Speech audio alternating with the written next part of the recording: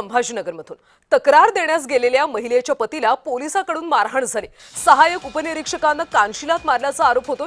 पीडिता अत्याचाराची तक्रार देत असताना वाद झाला। संभाजीनगरच्या पुंडलिक नगर पोलीस ठाण्यात हा प्रकार घडला। पोलिसांच्या मारहाणीमध्ये पीडितेचा पती बेशुद्ध झाला। पोलिसांच्या वाहनातूनच त्याला घाटी रुग्णालयात दाखल करण्यात आले। पोलिसांनी मात्र आता सर्व आरोप फेटाळले। पीडितेकडून सीसीटीव्ही तपासण्याची मागणी केली जाते। या संदर्भात अधिकची माहिती घेऊयात आमचे प्रतिनिधी विजय चिडे यांच्याकडून। विजय, अतिशय धक्कादायक ही सगळी घटना घडलेली आहे, त्यामुळे आता पोलिसांनी काही अधिकृत या संदर्भात प्रतिक्रिया दिली आहे का?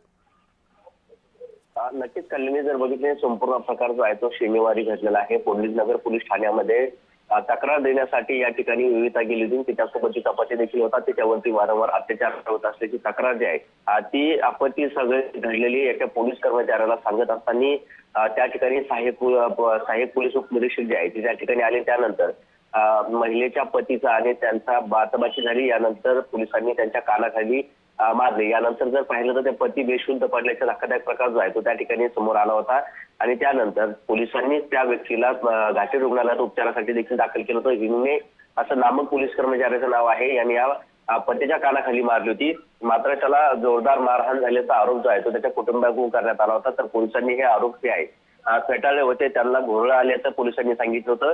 मात्र आता पीडित महिला आणि जे पती आहे त्यांनी आता हे संपूर्ण पोलीस ठाण्याचे सीसीटीव्ही जे आहे ते चेक करण्याची मागणी आता वरिष्ठांकडे केलेली आहे।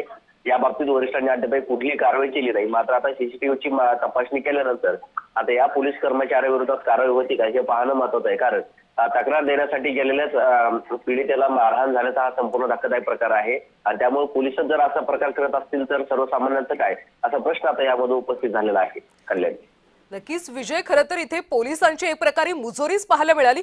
पुंडलिक नगर पोलीस ठाण्यातल्या या सहाय्यक उपनिरीक्षकाचं नेमकं नाव काय आणि वरिष्ठ आता का उत्तर देत नाहीये? नक्कीच कल्याण बरं हिंगणे असं या पोलीस कर्मचाऱ्याचं नाव आहे। वरिष्ठांना या बाबतीत विचारणा केलेली आहे, मात्र असा प्रकार घडला नसल्याचं वरिष्ठांचं सांगणं आहे। त्यामुळे आता पीडितेने थेट आता पोलीस ठाण्यामध्ये लावण्यात आलेली सीसीटीव्हीची मागणी जी आहे ती आता केलेली आहे। वरिष्ठ अधिकाऱ्यांशी ते भेट घेणार आहेत। भेट घेतल्यानंतर आता वरिष्ठ अधिकारी या पोलीस ठाण्यामध्ये संपूर्ण प्रकार काय घडला होता सीसीटीव्हीच्या माध्यमातून पाहणार आहे। त्यानंतर आता वरिष्ठ अधिकारी या कर्मचाऱ्यावरती काय कारवाई करतात हे पाहणं महत्त्वाचं असणार आहे। कल्याण नक्कीच विजय, त्यामुळे इथल्या सीसीटीव्हीची आता पाहणी झालीच पाहिजे। त्यामुळे आता पुढचा सगळा प्रकार उघड होईल। धन्यवाद माहितीसाठी।